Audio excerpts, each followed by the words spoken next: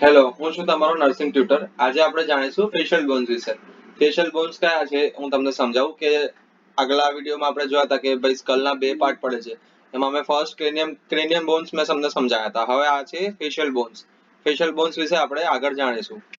આ છે facial બોનનો diagram. પહેલા આપણે સાઈડના બોન્સ જોયા હતા.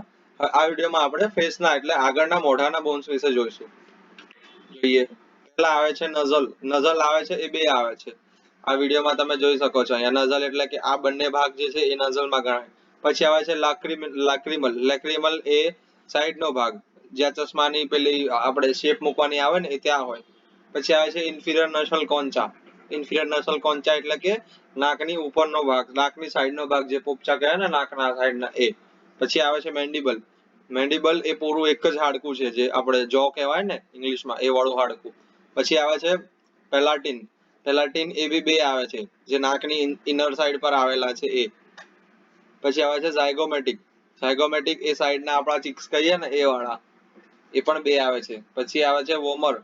વોમર એક જ આવે છે કે જે નાકનું ઉપરનું હાડકું જેનાથી આપણી ચોચબાર દેખાય છે નાકની એ. પછી આવે છે મેક્ઝિલા.